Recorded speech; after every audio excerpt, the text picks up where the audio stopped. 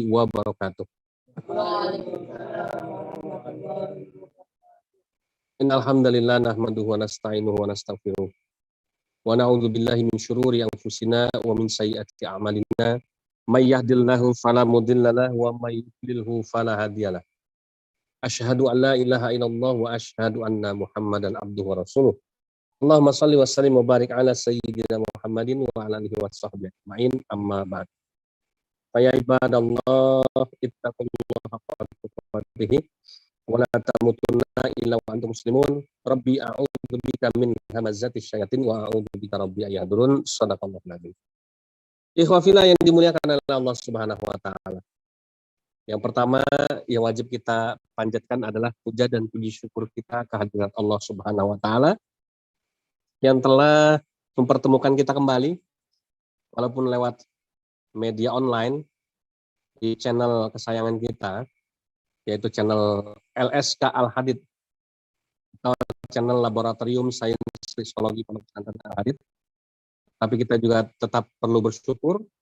Yang penting kita bisa tetap bersilaturahim dan kita bisa sama-sama mengetahui keadaan kita semua insya Allah mudah-mudahan sehat walafiat, selalu dalam bimbingan dan lindungannya Allah Subhanahu wa taala.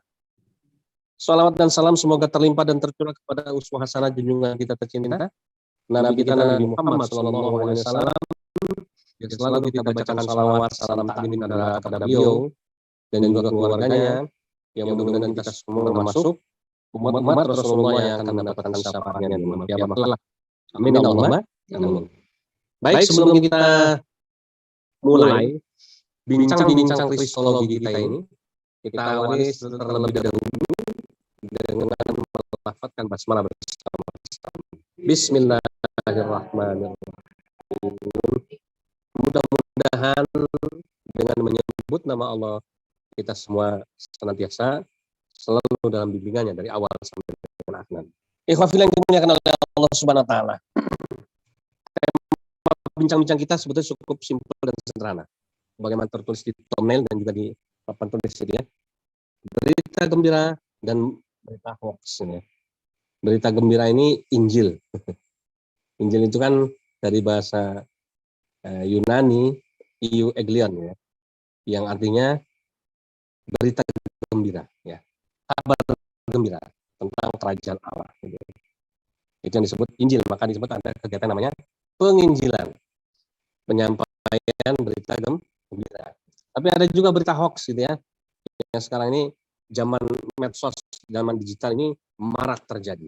Nah makanya ini kan kita bahas, tapi sekali lagi dalam skup dakwah kristologi ya, tidak kemana-mana.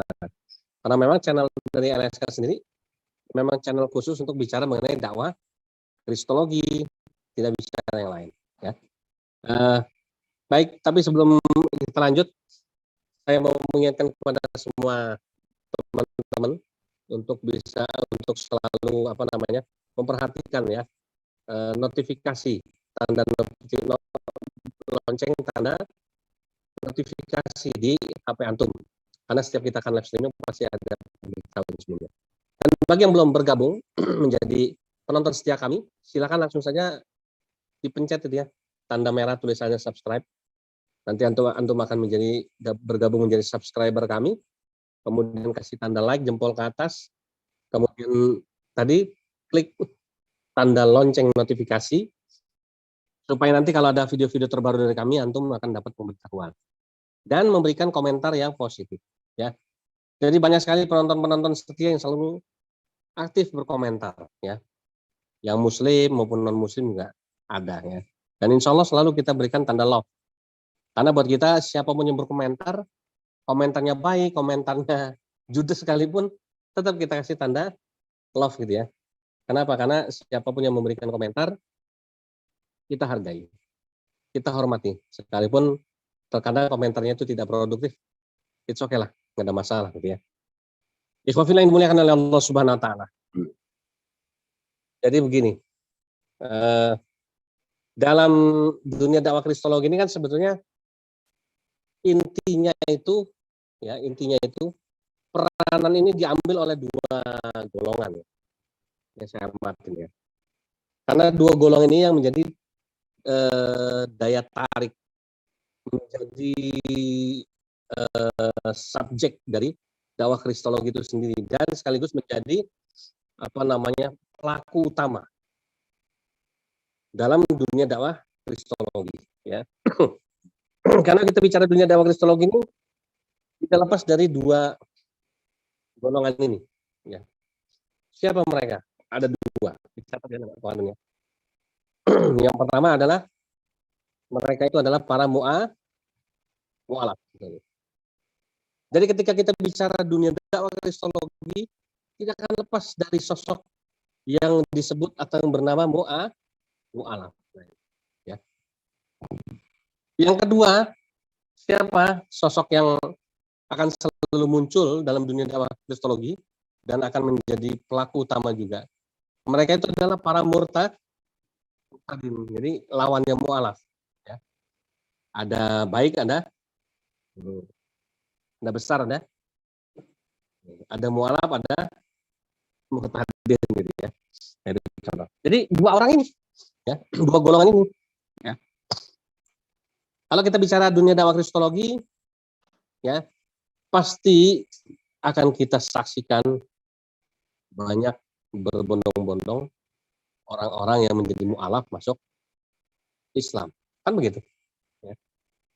Nanti akan kita upas nih. Ini yang menjadi kabar gembira. Ya. Tapi di sisi lain juga, ya, dunia dakwah kristologi itu kadang digemparkan, ya, dengan kemunculan sosok murtadin. Ya, sebut saja lah. Misalnya nama pendeta Saifuddin Ibrahim misalnya, ya. Kemudian ada MKC, ya. Ini murtadin yang cukup terkenal, ya. Nah, ini kan tentu akan menghebohkan, ya. Sekaligus akan menggeliat lagi dakwah kristologi itu. Ya. Kenapa? Karena mereka itu sosok-sosok yang menjadi figur-figur para murtadin di seluruh Indonesia. Ini, ya. Nah, ini, ya. Di kalangan mu'alaf juga, luar biasa banyak, ya, yang menjadi figur-figur. Kalau yang perempuan, ya, misalnya, ya, yang menjadi figur-figur, ya, misalnya Umi Erina Handono, gitu, ya. Mantan biarawati, ini kan menjadi figur.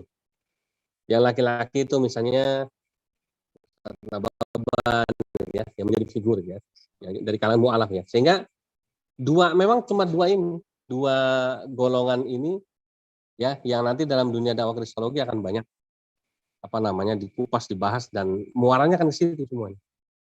Kita bicara dakwah kristologi model apa sih? Debat. Ya, misalnya, ya, cakupan dakwah kristologi ini kan banyak. Satu, misalnya debat akademis Islam Kristen. Pasti kan nanti ujung-ujungnya muaranya cuma dua. Gara-gara dengar debat itu, debatnya Dr. Zakir Naik, akhirnya banyak yang masuk Islam loh, kan begitu, ya. Contohnya misalnya Pak Donditan. Ya, Pak Donditan itu tahun 2014 masuk Islam karena dengar debatnya Dr. Zakir Naik, gitu, ya, yang terkenal itu. Nah, ini contoh, ya. Ada juga kemudian yang, ya, gara-gara mendengarkan, ya, channelnya Pendeta Yusuf Manubulu yang menceritakan tentang murtadin, ya. Akhirnya kemudian, ya, tetangga saya murtad dari Islam misalnya. Ya. Nah, ini contoh, ya. Sehingga memang akan ke situ lagi. Contoh lain ketika misalnya bukan debat, ya. Kita bicara dunia dakwah kristologi, misalnya dakwah di lapangan, ya. Di lapangan. Di mana mungkin sebagai seorang dai, sebagai seorang ustadz, kita langsung terjun ke masyarakat dan kita membawa nama dakwah kristologi. Ujung-ujungnya akan ketemu, Pak Ustadz, di sini banyak kalau yang jadi mu'alaf, kan begitu. Masyarakat akan ceritakan, ya.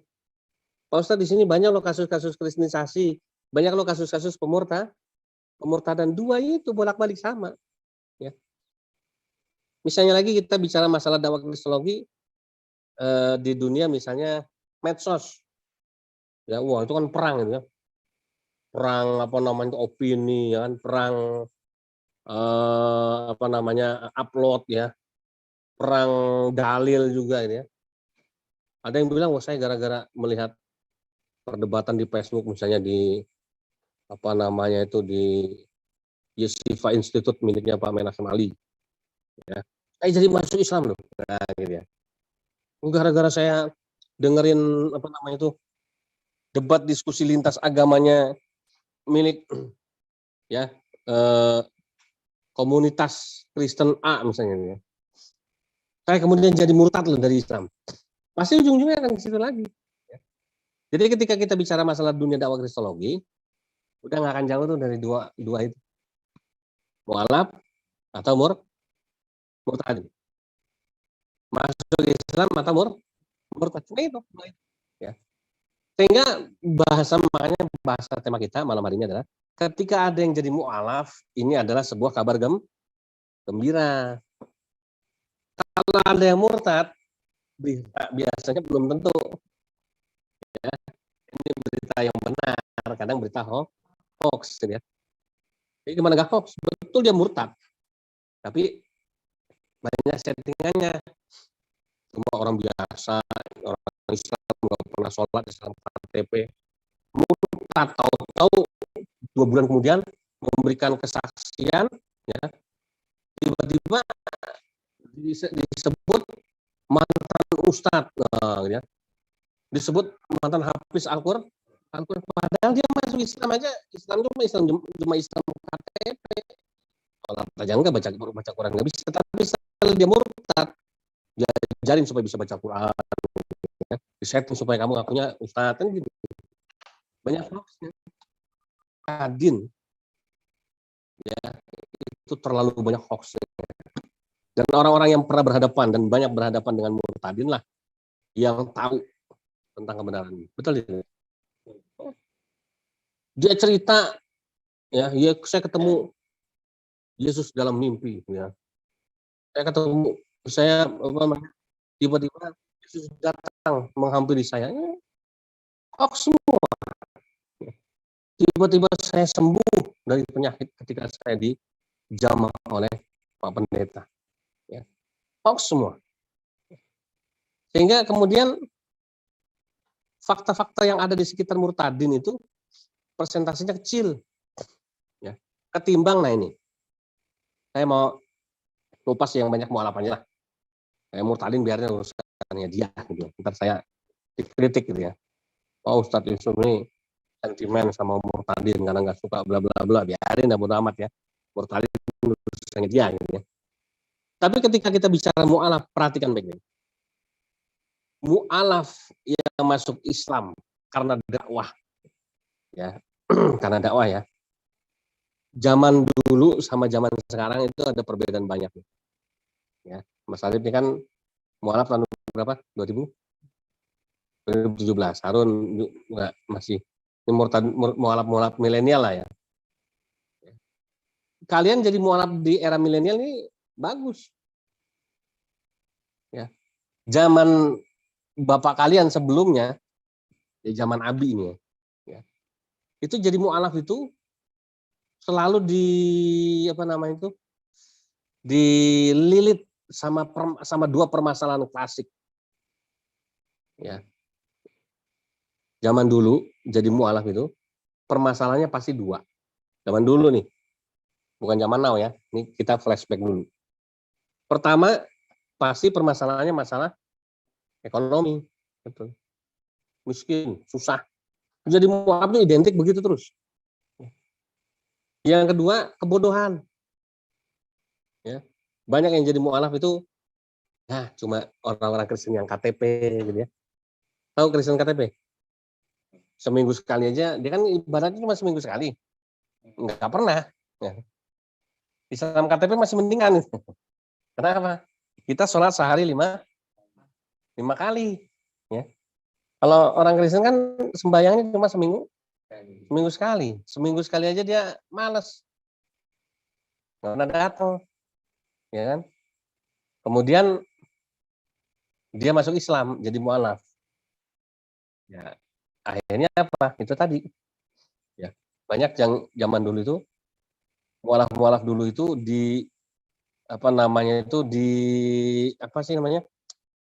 terlilit dengan permasalahan dua tadi, kebodohan dan kemiskinan. Mau nyari ustadz nggak punya duit buat bayar, kan begitu zaman dulu begitu. Mau masuk pesantren nggak kuat bayar, kan itu masalahnya. Akhirnya apa? Bodoh terus jadi Islam, nggak pintar-pintar. Bertahun-tahun nggak bisa baca Quran, nggak hafal baca sholat, karena nggak ada yang ngajarin. Ya, itu zaman dulu.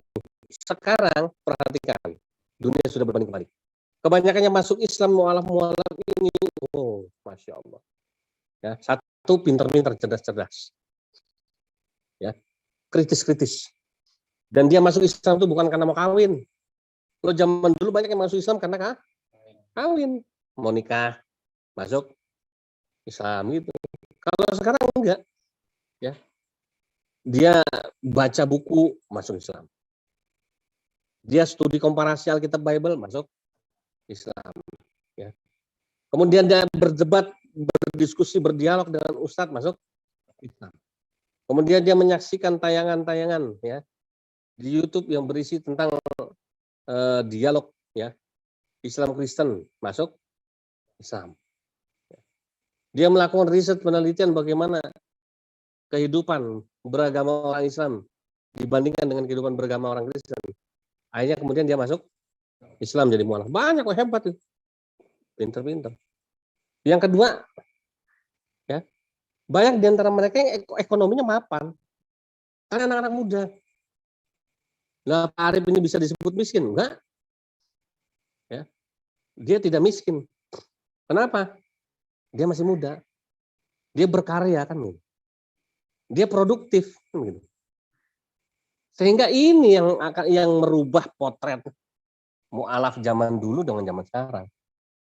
Ya, kalau zaman sekarang kita mendapati mualaf-mualaf masuk Islam itu luar biasa. Ya, bahkan mohon maaf lahir batin ya. Kalau kita menyaksikan pertumbuhannya itu luar biasa. Ya. Nggak usah jauh-jauh lah.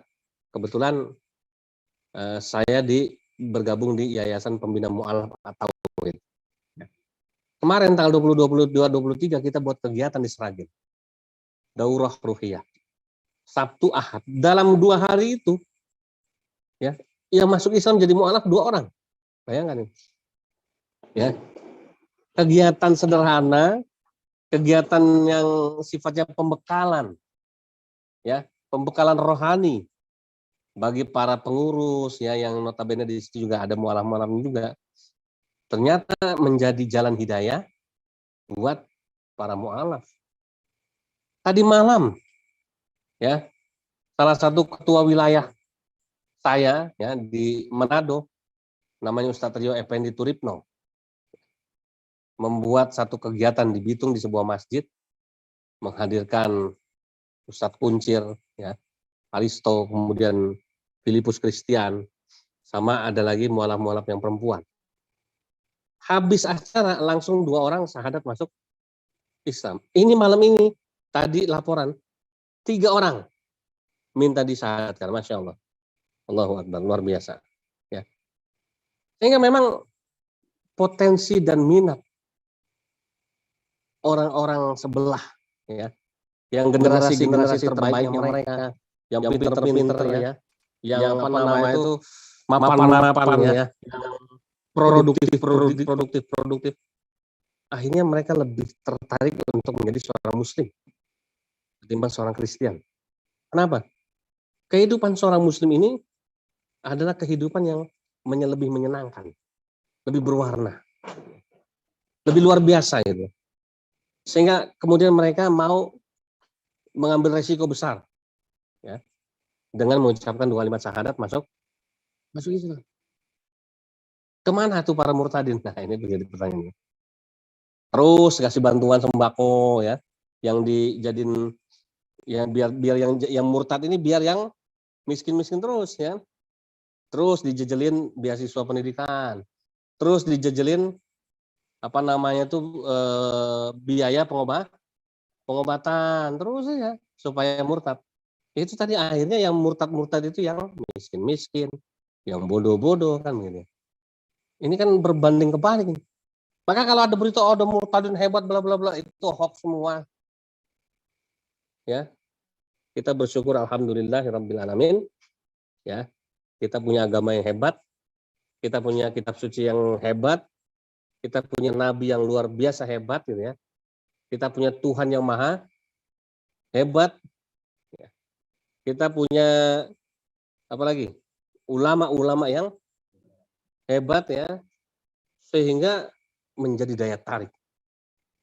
Islam itu seperti magnet besar ya, yang mampu menyedot perhatian orang-orang kafir itu, yang tadinya tertutup hatinya. Khatamallahu ala qulubihim wa ala sam'ihim wa ala absarihim. Yang tadinya hatinya dikunci, pikirannya ditutup, pendengarannya ditutup, penglihatannya ditutup. Kemudian sama Allah dibuka. Ya, diberikan hidayah. Ya, masuk Islam. Setelah dia masuk Islam langsung luar biasa. Berkiprah ya. Kemarin kita belum lama ngobrol-ngobrol dengan seorang mantan pendeta Romo Sitepu namanya. Yang luar biasa, alhamdulillah. Setelah masuk Islam, punya kiprah dalam dunia dakwah yang luar biasa. Nah inilah ikhwafillah rahimakumullah yang mau kita bangun. Karena apa? Mau tidak mau tidak bisa kita memandang dengan sebelah mata bahwa mualaf teman-teman mualaf kita ini ya punya banyak potensi yang luar biasa. Oleh karenanya di LSK di Pondok Pesantren Al-Hadid, setiap mualaf yang ada di sini kita berdayakan. Potensi-potensi ekonomi yang dimiliki, ya bakat-bakat terpendam, skill-skill, ya life skill yang bisa kita angkat, kita coba eksplor. Dan alhasil, Masya Allah, saya akan tunjukkan sama antum contoh-contoh keberhasilan LSK mengeksplor bakat, potensi, produktivitas, dan kemampuan-kemampuan para mu'alaf. Nah, satu, ya, kita bikin air minum kemasan seperti ini. Ini kerjanya Mas Arif dan Mas Fajar di awal yang merancang ini ya. Ini namanya Banyu Taubat, ini dinamakan air tobat gitu ya, anti maksiat. Jadi kalau ini air terapi. Kalau minum ini, insya Allah bawaannya adem, ya sakinah, tenang ya. Kemudian nggak suka sama maksiat, doanya seperti itu. Nah ini contoh ya.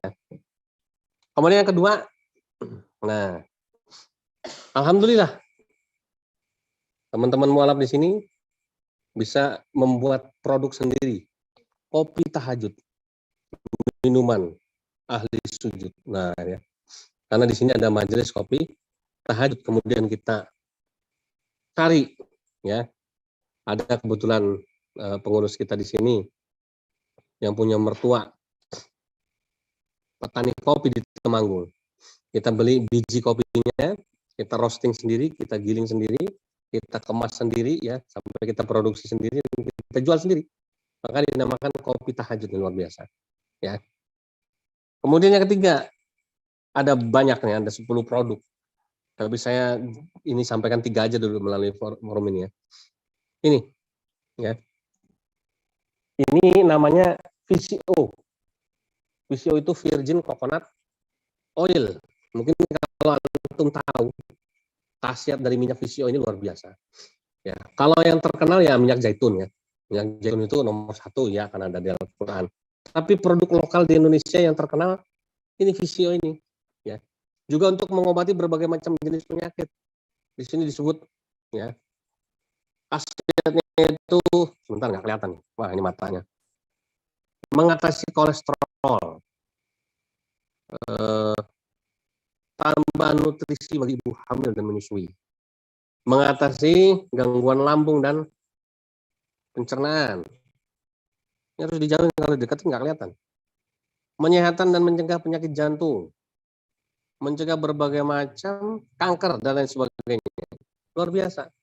Dan ini diproduksi oleh santri-santri mualaf kita. Ya. Jadi produksi tangan mereka. Bukan beli, ya. Tapi diproduksi sendiri. dari kelapanya, di apa namanya itu, diserut ya, diparut ya, diparutnya, diperesnya sampai proses fermentasinya semuanya. Sampai jadilah minyak ini jernih ya dan menyehatkan. Ini nanti kita jual ya. Kita jual ya kan. Kemudian nanti kita lakukan profit sharing kepada mualaf itu. Kalau dia membantu produksi kita, maka nanti dia akan dapat profit, akan dapat keuntungan ya dari produk yang sudah berhasil kita jual. Nah, inilah mualaf-mualaf milenial terus seperti itu. Jadi bukan mualaf yang begini. Ya, saya katakan sudah tidak zamannya di era digital, era milenial ini kalau ada mualaf masih begini. Ya. Ini mualaf zaman dulu begitu. Kalau mualaf zaman now nggak boleh begini. Mualaf zaman now ini harus begini ya. Harus kerja keras. Ya.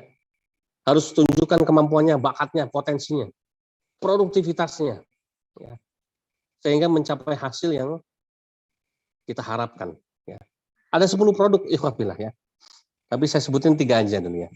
Bahkan mohon maaf sampai saking kreatifnya mereka, nasi kering aja bisa jadi produk.